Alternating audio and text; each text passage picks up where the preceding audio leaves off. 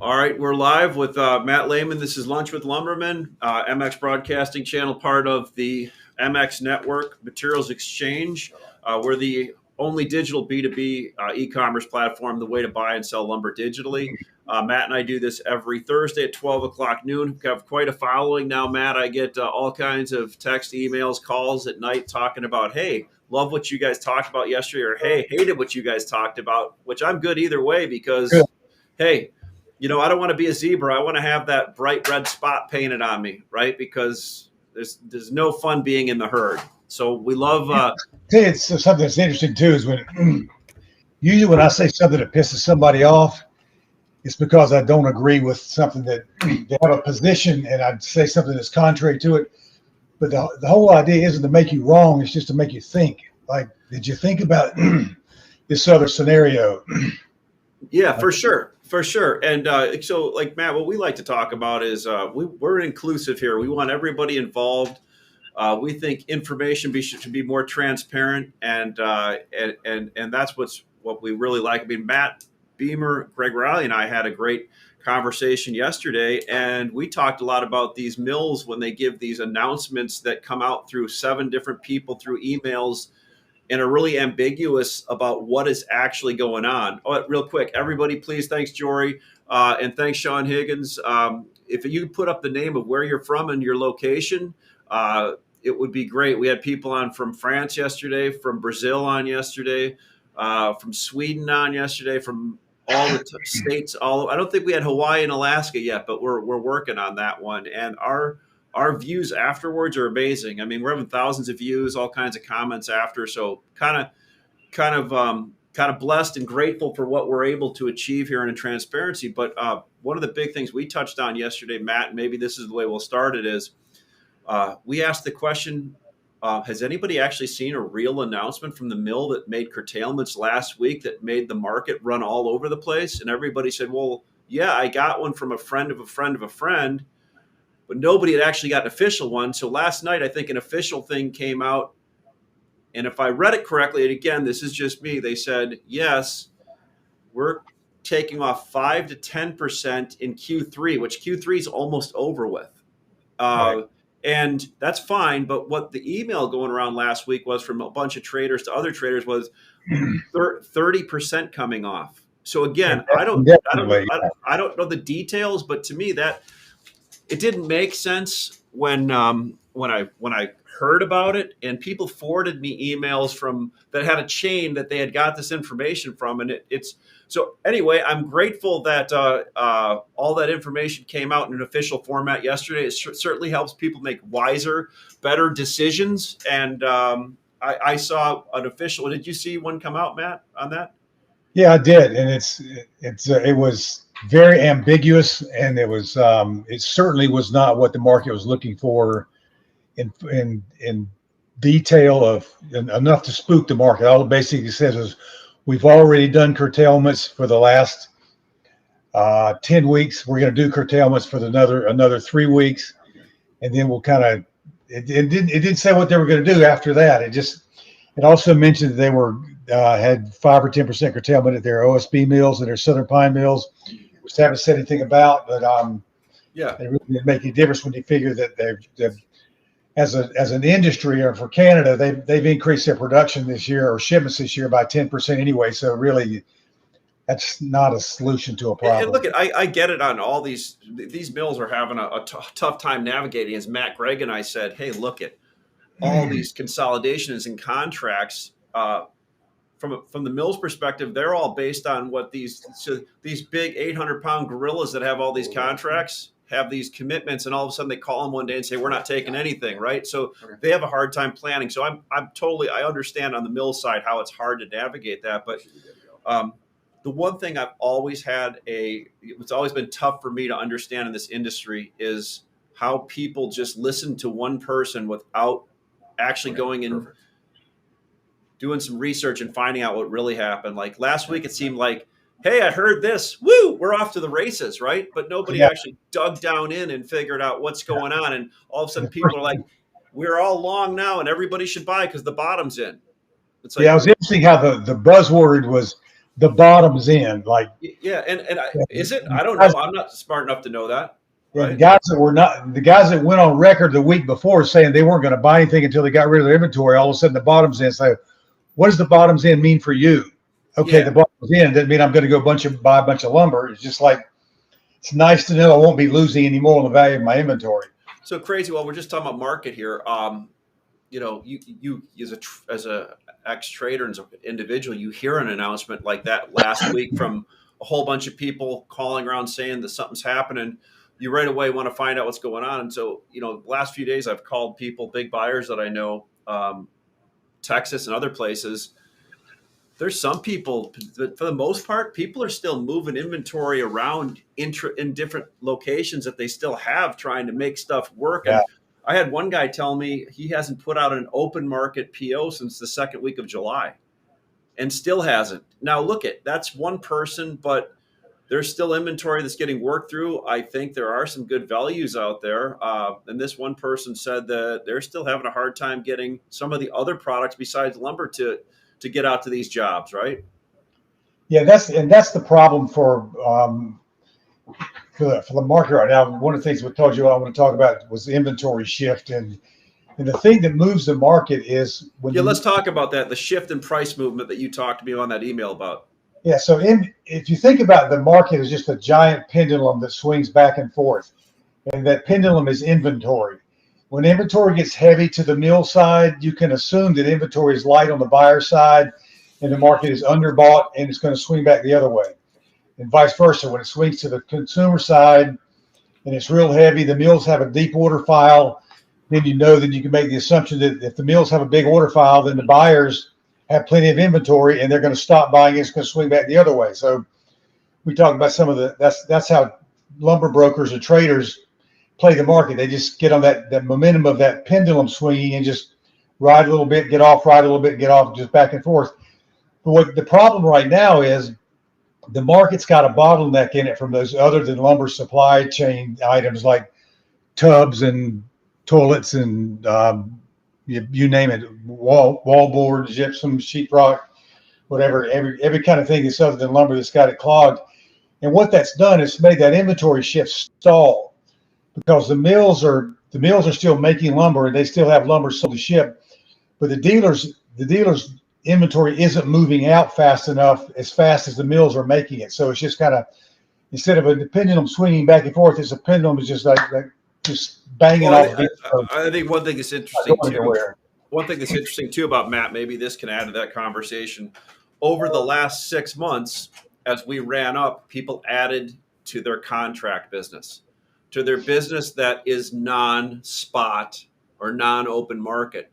So they're still getting that right now. If they were historically 30% contract and they're now 50% or higher, that 50% now today that they're still getting in this quarter probably feels a lot more than it did a few months ago. Does that make sense? So yeah. People make no mistake. People are still getting wood.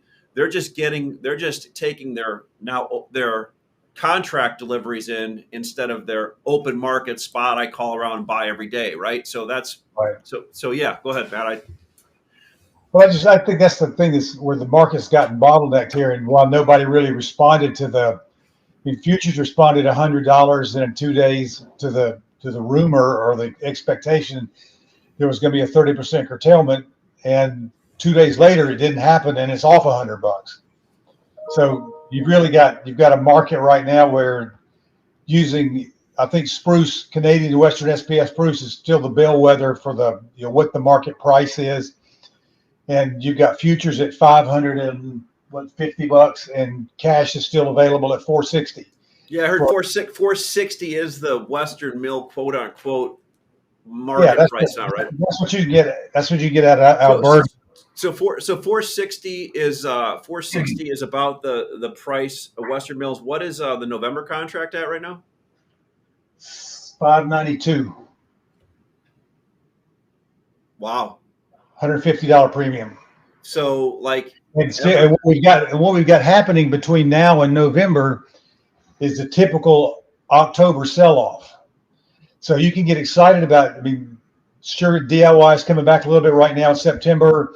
You get the September surge for the next round of new builders putting in new starts. So you get a little splurge of just like kids go back to school, everybody's back on the job again. They get a little September's weather's nice, so you get a little bump in September. But typically that September bump is equally as negative in October. It takes all that September away. So the market usually makes a low in August or October, one or the other. And you can't really justify buying a position in August long term for planning for the spring, but in October you can. So whatever that low in October is, and I think it will be certainly lower than wherever September ends up going off the board. Yeah, I know it's interesting. I'm still just gobsmacked by the amount of basis in there. Everybody outside of the industry, like at these big trading firms, should figure out how to take delivery and sell November about it and just wait and clip that freaking coupon for $100x. Yeah, I think the thing that makes people hesitant about that is you talk to your customer, you say, I'm thinking about this. You want to do this basis trade? I can save you $150 and I'll make $50. And they go, Yeah. no, I'm not interested. Still got wood I got to sell.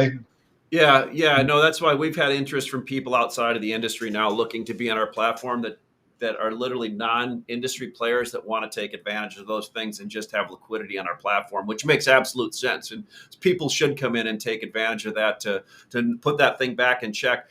James Breck, great. To Matt's point, the inventory throughout the builder market is based on completions.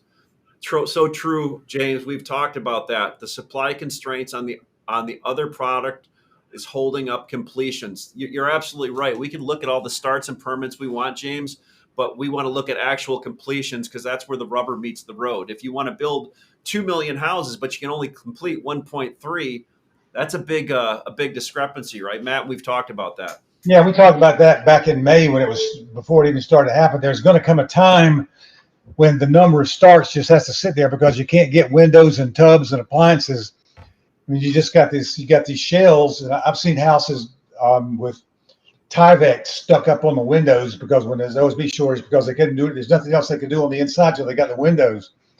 And there's so many things that are just getting more and more delayed. It doesn't seem like it's getting any better. So regardless of what lumber supply is or what the mills are going to do, that bottleneck of completions is still there. And it's not, I mean, I keep hearing things every day of things that are now 36 weeks out and 16 weeks out. And there are things that you can't, I mean, a builder can't sit there and just, I guess you can close the house and say, well, I'm going to close the house, but you got everything but your tub and your appliances. We'll come back and catch that later.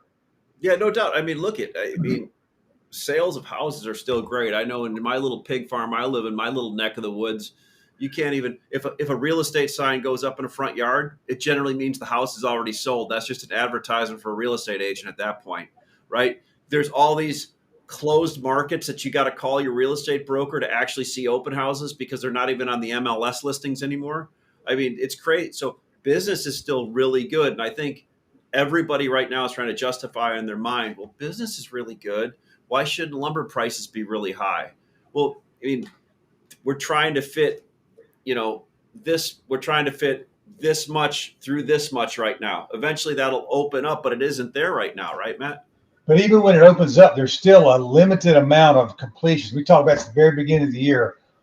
You look back for 2 years, 3 years, 1.3 completions, 1.3 million completions is kind of the average number that we do.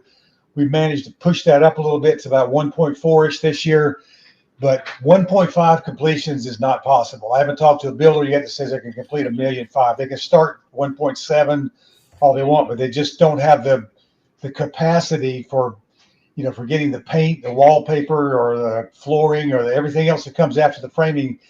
That process has gotten delayed by about 2 months. So Yeah. we're gonna be hard pressed to get 1.3 million completions by the way we're going right now.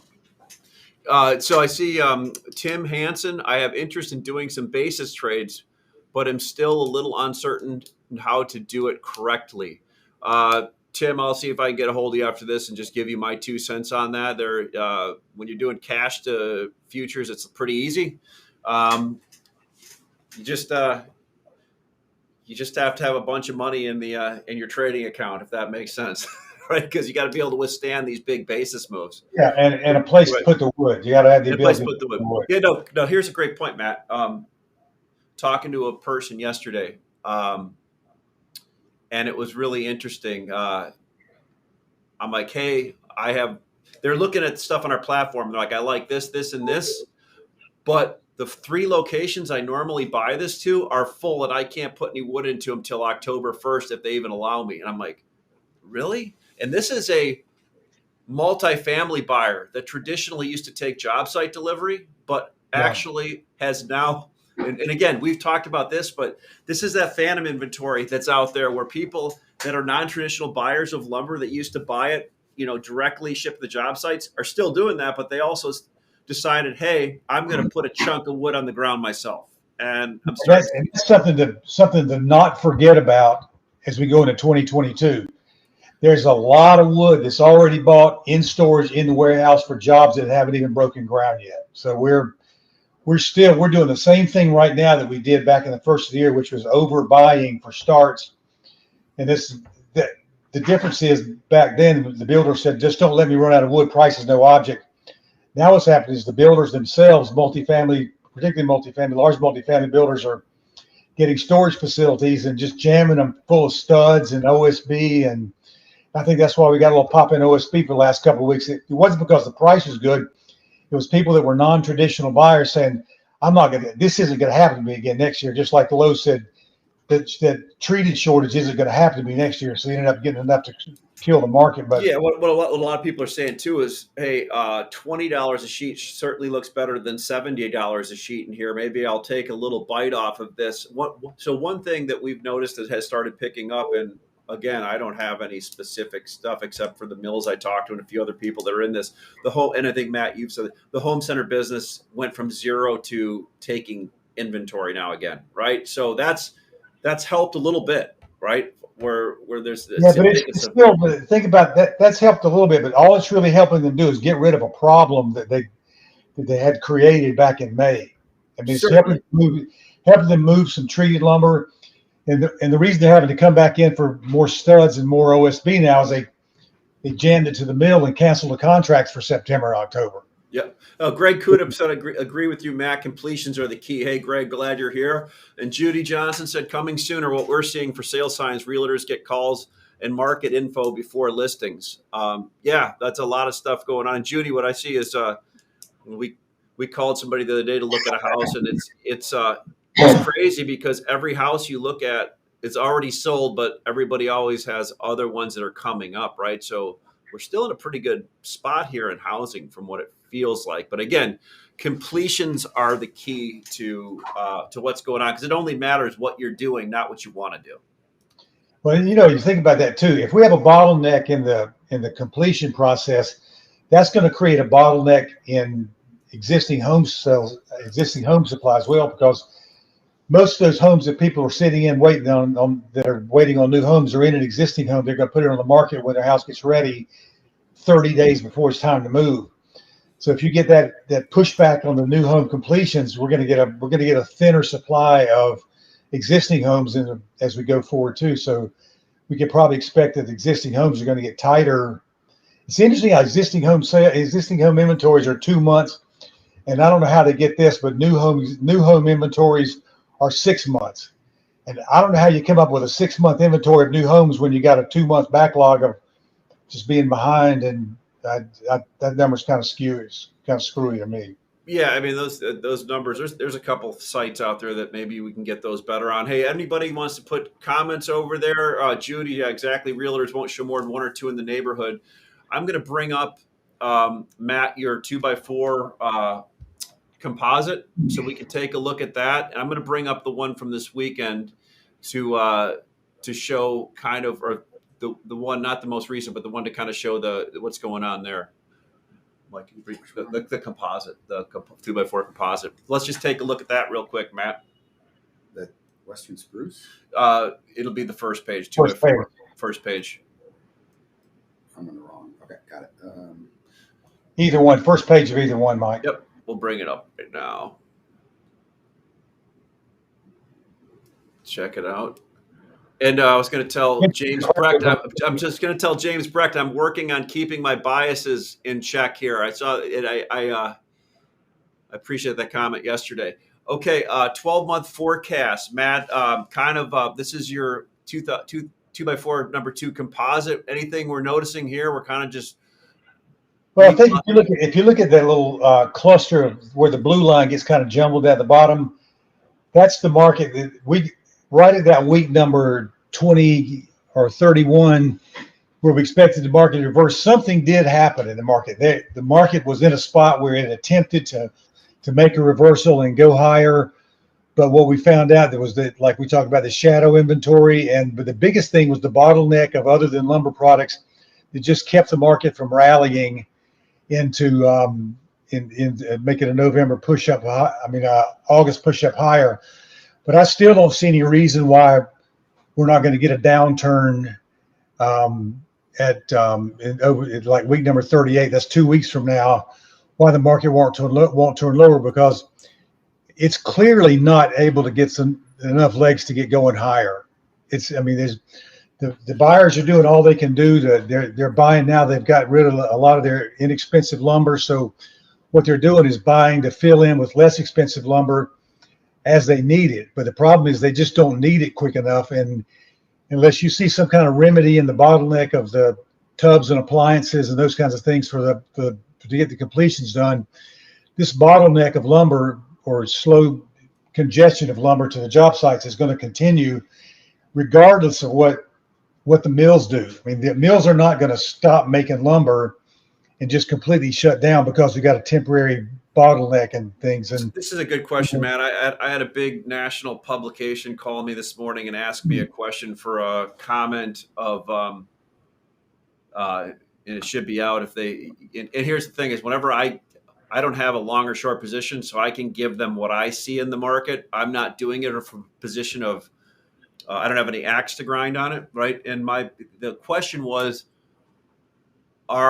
is the market starting to see price? Is the retail market now starting to see, or the buyer, the end use buyers pricing? Have they seen all the pricing relief built in on the wholesale and mill side? I'm like, no. It kind of depends, right? I mean, some of them haven't, and some of them have. Have they seen lower prices? Certainly. Well, the way I answered it is people that went out and have now shopped and looked at more options have probably found better pricing, or people like on our platform that have gone out and tried to get farther down the chain have found some deals, right? But it probably isn't 100% built in yet, would you? And it never really ever is it? No, it can't be. I mean, you think about it, if you had 6 weeks, 8 weeks worth of inventory and the market fell in 3 or 4 weeks, you've still got some of that in there, some of that built in. Yeah. But it's a feathering kind of thing. So I still think that if you look at that graph there, that week number 45, where the green line is in the low in October, that's probably going to be the best time for the cycle of the year where you're going to see that average low price around that time. So I think one of the good things that's kind of one of the obvious overlook that we're not really talking about is the repair and remodel market, because that market just went silent when all of a sudden OSB was $70 a sheet and studs were $20 a piece. Everybody just said, that's enough. I'm not going to do it. And that's more than 50% of the lumber usage market is repair and remodel. And that's just thousands of onesie twosie kind of things that it's hard to get a bead on. But it's going to be one of those things that I think dealers are just going to see their inventory just get kind of picked through a little bit. Yeah, I'm guessing that's starting to come back a little bit, but like to the extent of what it was at its peak over the last 6 months, it's yet to be determined yet. But yeah, I mean, and honestly, those people that do repair and remodel are the last ones to know the price. Some of them don't even know prices dropped in some cases. Yeah, I know that sounds crazy to say that, but I've talked to people in the last week that asked me if plywood is still $70 a sheet, and these are people that generally guys they're standing in the checkout line at Home Depot and Lowe's. Yeah, exactly. So, another thing to keep in mind too is that when nobody's talking about this a whole lot either, but COVID is getting to be a factor again with just a number of people that are laying out of work. They just over the weekend they just get sick. I heard this week that one company lost 45 employees for the week. I mean, somebody got exposed. They had to all quarantine. 95% of the employees were not vaccinated, so they all had to quarantine for 2 weeks. And it's just, when those kind of things happen, I remember last summer when Mills would say, like, yeah, we lost 2 weeks, but we didn't tell anybody about it. And it's almost like the scarlet letter. We don't want anybody to think they're going to catch COVID from buying our lumber, so they just don't tell anybody. Yeah, no doubt, and I know you've talked with that with some of your exclusive group that you have on Thursdays, Matt, and they've talked about their trials and tribulations with that, which is a really good conversation. I brought up the OSB chart. Now, I think OSB probably is printed up the last few weeks, so it's found, but it's kind of like bouncing along this lower trading range right now, and I guess that's one of those markets out there that really is controlled by 5 or 6 mills. So that's a hard one to really figure out. That's more of a secondary market sets the cash price on that, is from what we've noticed, right? And we see a lot more of that secondary market. And if you look back in historically, when OSB makes a bottom, it takes months to get off a bottom. Yeah. When it gets down there, it can stay for literally. I remember it seems like when it got down under $150 or under $200, you thought, well, that's cheap. Everybody's going to buy it. It stayed down there for weeks on end before it got a chance to come back up. And if you look at the trend of that black line there, the FTP line shows that from week number 35 to week number 48, I think, that's basically a flat market. It's granted it's higher than where we are right now, but that's just because of those recent high prices for the last couple of years. But OSB is at $400. OSB is not a bargain. It's better, certainly better than $1,200 and $1,300, but kind of historically, $250 is a good place to buy OSB. And the premium 23/32 underlayment premium is way too high compared to the thinner panel. So I think there's some meat that's going to come out of the 23/32 market. And I think James just said something about going off the market in Canada, trying to desperately build a price on an order file. Yeah. Well, going off the market and just not having it doesn't make the problem go away. It really acknowledges that they're going off the market because they just don't like the price and holding it. That doesn't mean they're not making it. They're still going to pile up. So this is anything in life in commodity companies that produce. I have never understood, and if I ran a company that was a production company, I would never be off the market on anything ever. That is just, to me, like going off the market is meant to create some kind of emotional reaction on the other side. As a buyer, I would say, or as a seller, I'd be like, there's always a price I should be selling my product for. And I would never be off the market on anything. That's just my own personal opinion, Matt. Yeah, I mean, if you got somebody willing to buy it for, how many times in your lifetime maybe somebody wanted to ask for price protection for a year? And I mean, it happens all the time. Everybody would like to get that, but you assume that you're going to get it at a reasonable price. But I've never seen a producer in my lifetime give price protection for a year at a. Well, instead of going off the market, if I did, I would ask people to ask different questions. Like, let's not go off the market. Let's find out what we can sell at in a different way, or what people will pay, like you said, to get a great return for farther out, right? I mean, but just going off the market to me seems like the boy that cried wolf at this point, right? I mean, I think people don't. And usually going off the market is a response to something that's kind of tragic and sudden. Yeah, no doubt. And that happens in some cases. So COVID is hitting trades bad. Thomas said here, most of our vendors subs have multiple people out at any given time currently, which is contributing to the completion bottleneck from a labor constraint side rather than a material constraint. Thomas, great point. Never thought about that, man. Just add that to the list. That's another one. Add to the list. And look, this is why this program is so great, because guys like Thomas come in and give us. I never really thought about that. All of a sudden, if you get job sites shut down, you can't make that up. You just have to jump back in, right? And that hurts completions also. Great point. Let's since we're getting up against this half an hour, let's go to the framing composite real quick, Matt, to kind of finish off the charts we're looking at, and we'll talk about that. So the framing package index. what are we seeing on here? I love that chart, bar chart, kind of showing where we came, where we're at now. So obviously, people locking in prices. Are people locking in prices here now for Q4 these numbers? Builders would like to, but they still have a difficult time because the dealers, lumber dealers, are having a real uncertainty about, well, what's going to be. Are we going to have another knee-jerk thing? Do I have the opportunity? Am I at risk for another $1,000 run on lumber? And there's just so much uncertainty, and the LBM dealers have kind of gotten the builders back into a track of like, let's just stick with 30 days where it's safe for everybody. Yeah, but the builders that I've talked to would love to start getting some 90-day lumber locks in, but the dealers can't do that with so many constraints on other thing, not knowing how lumber's gonna So Matt, your guys you talk to, your guys and gals you talk to, they're pretty smart. I assume that we're back to 90-day locks now. Are we still at 30 days? No, they can't get them. They'd like to have them, but they can't get them. Why aren't they doing 30? Why aren't they doing 90 days? Why aren't sellers selling? Dealers won't give it. The lumber supply won't give it to them. Okay. We just look at what we just come off of, these rocket high prices and rocketing down prices, and now this is the perfect time of year to get longer lumber locks, but it's a horrible time to give it because the price, the most sustained uptrend in the market is from October to March. Yeah.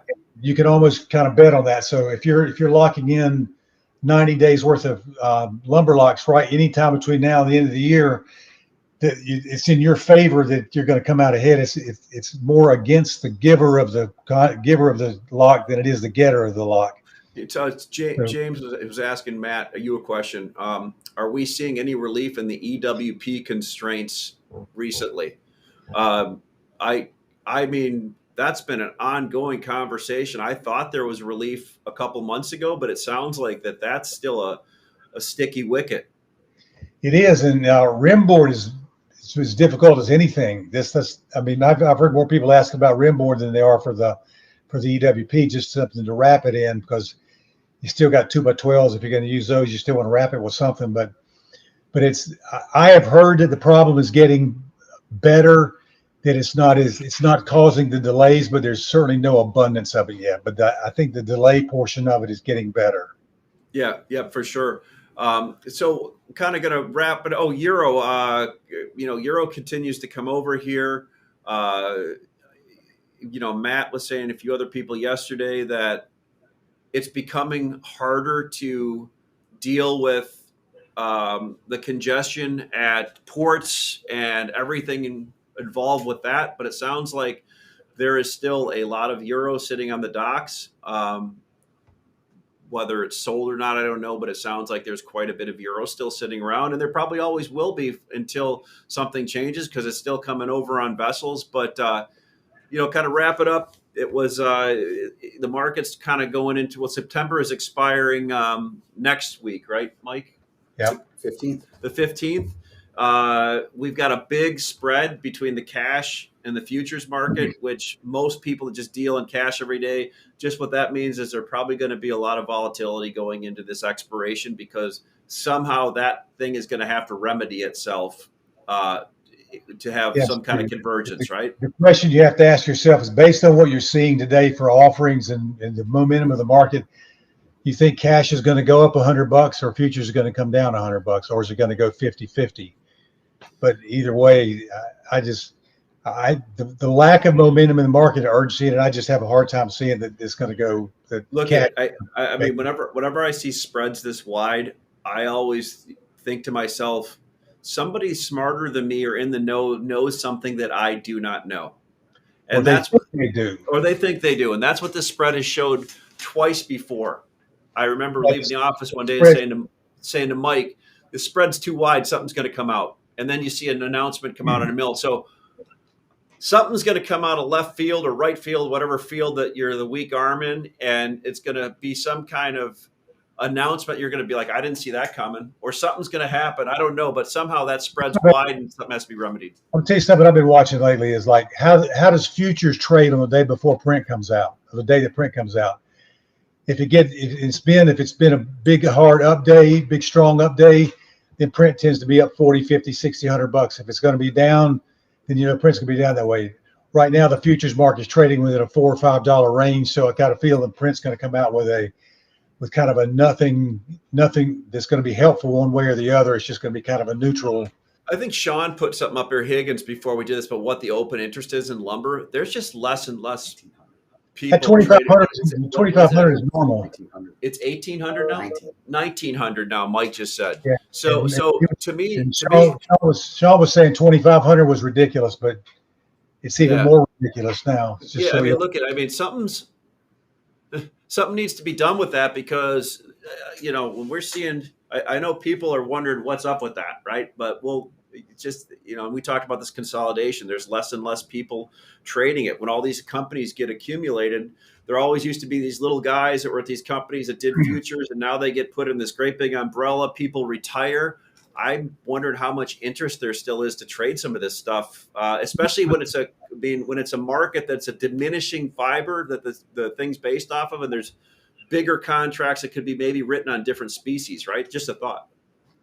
Yeah, well, if it was more affordable, if you could do it in truckload quantities rather than carload quantities, because the first thing you think, either you're playing speculatively if you don't have a rail siding, because you can't take delivery most of the time. So, but when you've got $60, $1,000 ranges, either up or down, the lumber that contract can change $130 in a day, and it can do it back and forth, up $130, down $130, just swinging from day to day, and nobody can take that kind of risk. $13,000 a contract for just one day's worth of swing, and it is. I mean, watched it yesterday. It was almost like $100 1,000 swing. It's just the pucker factor just isn't really worth the effort sometimes. Well, stay tuned for materialsexchange.com. We're going to be creating more transparency farther out in the curve. So that should be something that people should be looking forward to seeing. James brought up, too, LBM dealers are struggling with their working capital being underwater on inventories. Yeah, great point, James. That's probably certainly a factor where we all sit here like me and say, hey, that's a good buying opportunity, but people have already deployed so much capital and are managing that it's always hard to keep putting more on. Does that make sense, Matt? Yeah, and I'll tell you something else I've heard just in the last couple of weeks is builders going belly up. Custom builders going belly up and holding the bag for $350,000 or $250,000. It doesn't take many of those to get a small lumber yard or trust plant in trouble. So you guys be real careful about your accounts receivable, and don't let things get beyond 30 days.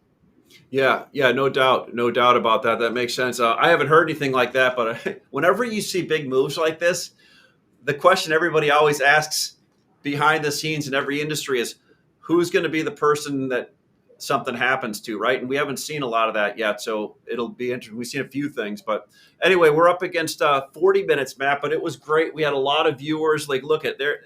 I appreciate everything, and you basically all your users now are on your new platform, right? Getting the information on your new platform. Contact Matt Laymen, Laymen's Lumber Guide, and Matt, great report, great information you're sending out. If you want to be on materialsexchange.com, it's mxlumber.com. Hit the register button.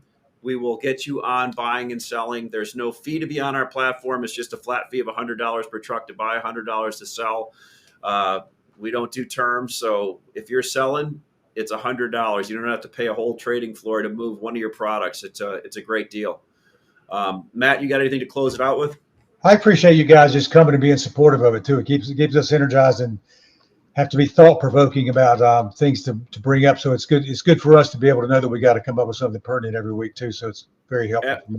Absolutely. Hey, if there's anything that you want us to talk about differently, James, Judy, Greg, anybody, let us know. Send us an email and we'll bring it up and we will talk about it. And we may not know what the hell we're actually talking about in some cases, but we'll certainly make it sound really good. It's going to sound really informative.